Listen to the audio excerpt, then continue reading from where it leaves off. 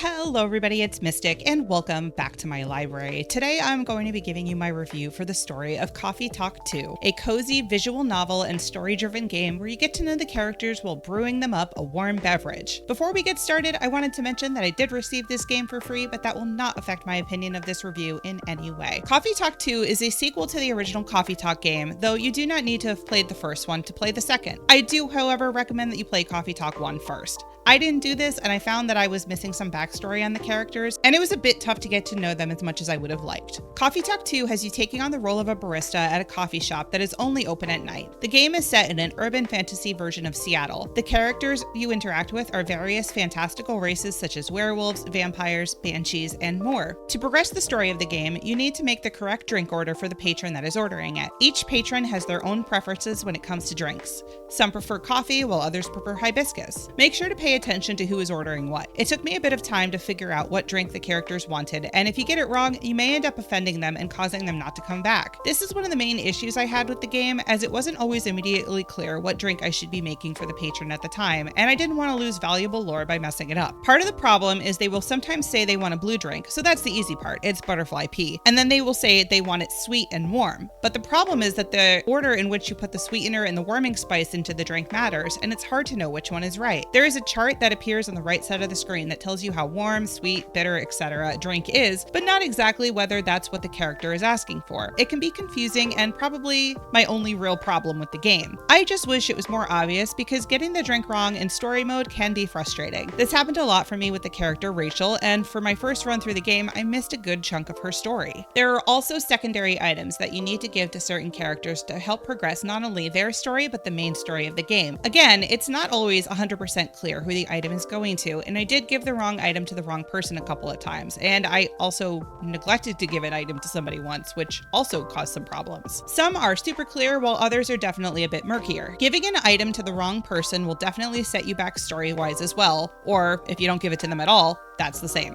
So again, I just wish it was the teeniest bit more clear. Frustrations with the mechanics aside, the story of Coffee Talk 2 is very enjoyable, and I really liked getting to know all of the characters and their individual stories, and how they meshed with the overarching story of the game. My favorite character is Riona the Banshee. Her story was the most relatable for me, and I just really liked her character design and her as a character. You will definitely need to play through the story multiple times, not only to get the entire story on each individual character, but to figure out the overarching story of the game itself. There is a mystery at the core of this game that you will be able to slowly piece together the more times you play through it. Don't worry though, you can fast forward through scenes that you'd already seen in the previous playthrough, and the game will stop the fast forward once you get to a point that you haven't seen yet, so you won't miss anything important. Story aside, one of my other favorite parts of this game was finding all of the unique beverages in the journal. There are a lot of different recipes to find, and some of them sounded really good.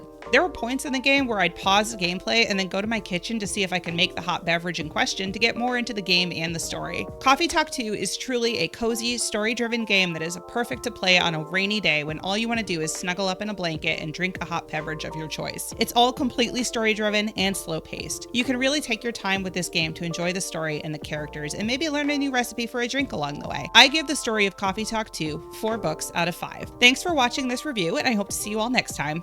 Bye!